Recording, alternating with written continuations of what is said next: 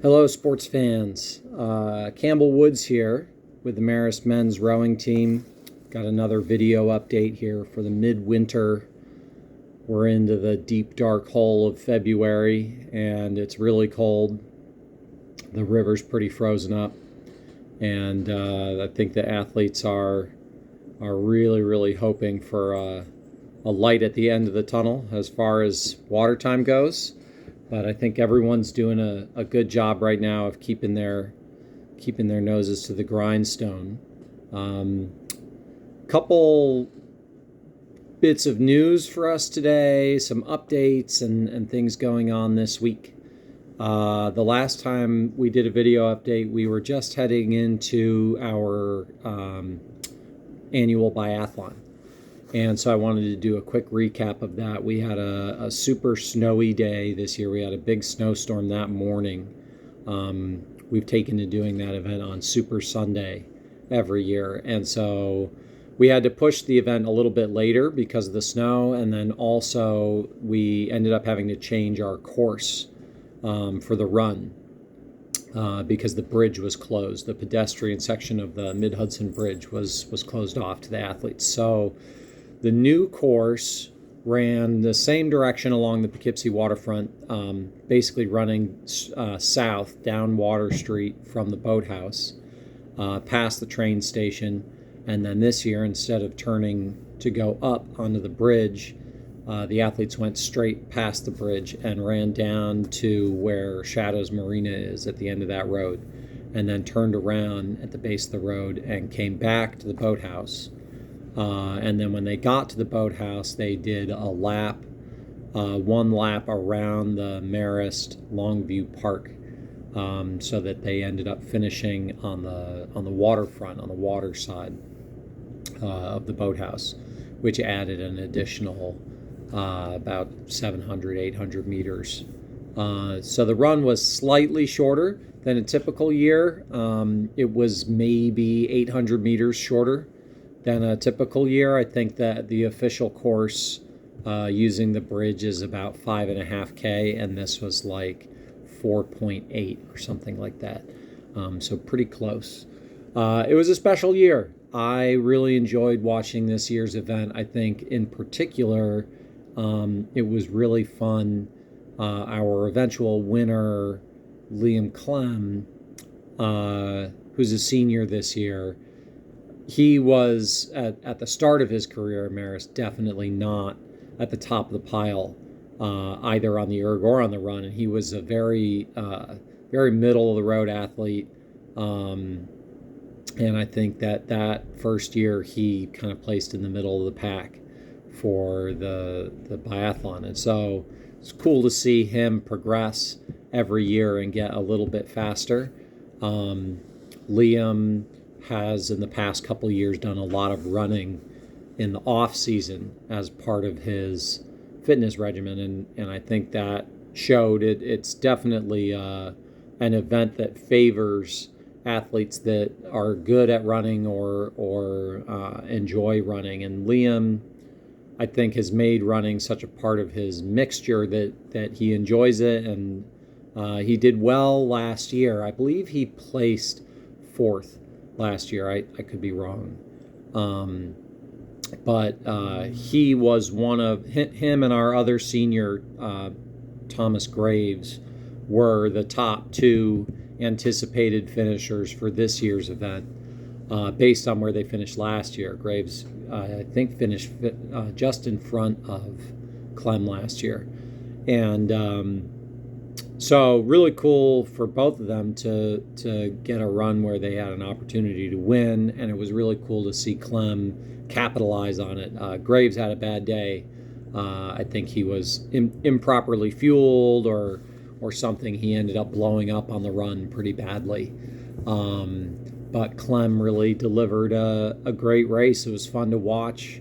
We had Drew No come in second place. Drew is definitely one of the slower guys coming off the erg, but is very speedy on the road, and so he's a guy that, the whole run he was busy making up time, and it was cool to see him and Liam by the end of the run You could tell that Drew had used a lot of energy to try to catch up and just couldn't quite catch up to Liam at the end of the event. And then third place was Nolan Keene, who is a walk-on and sophomore. So good for Nolan, only his second year doing the event and a potential leader in the future. So our top freshman finisher was Ian Sondoff, who's from Saratoga Springs.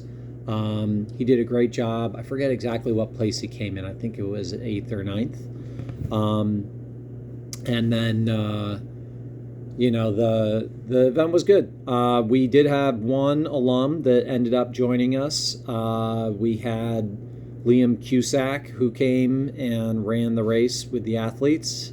That was a lot of fun, and we encourage any additional alumni that want to join us next year to stop by for the event and jump in with the athletes if you'd like. I think we probably would have had a couple more people here, but the snow kind of scared off some people from driving that morning. So, and then also special thanks to Ryan Lillis, one of our coxswains from the class of 2018, stopped by to cheer everybody on. Ryan's coaching at the Cornell University women's team right now, so it's cool to see him and chat about what he's been getting up to up in Ithaca. So the two other pieces of business I have for this week, one is this week we are doing the Connors Erg Challenge. Connors Erg is primarily a fundraiser that the men's team participates in for charity. Connor, I believe his full name was Robert Connor Dawes, was a young athlete who was recruited at both Wisconsin and Stanford in his senior year of high school.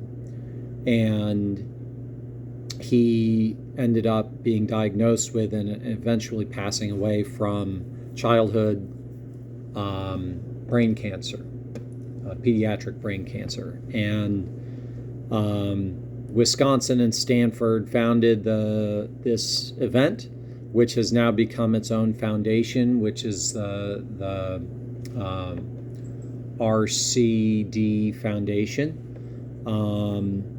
And the proceeds or the funding for that foundation goes to support research for pediatric brain cancer, which is the leading disease-related cause of death among adolescents.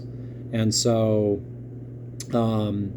the event itself is a virtual challenge. It's a virtual erg race. It's 100,000 meters, so 100K, that is split up as a relay among the members of your team.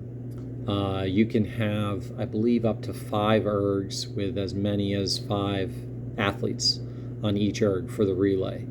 And that challenge, the first couple years we did it, it started out as a really interesting experiment to see how fast we could really go this distance, and see if we could beat some of the other teams, some of whom are very serious IRA competitors at this distance and in the form of a relay, which is always really fun.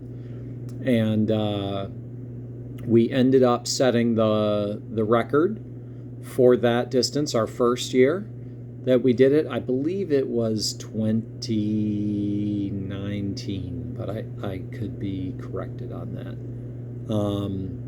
And then we set the record again in 2022, which was really cool. And so the athletes are going to be racing this tomorrow, Saturday. But I wanted to encourage our families, our alumni, and our rowing community to jump in and donate to this cause with us. We've raised about $700 so far from the team. The athletes have all committed, and we have 100% participation from the team. And It's a great cause. It's a great event for our team. And so I just wanted to encourage everyone. I'm going to put a link on the video here, and I'll also put it on our website to hop on and throw $20 at the RCD Foundation. It's great work that they're doing. It's also a really fun event for our team to participate in. So thank you for your support and joining us in supporting the Connors Erd Challenge.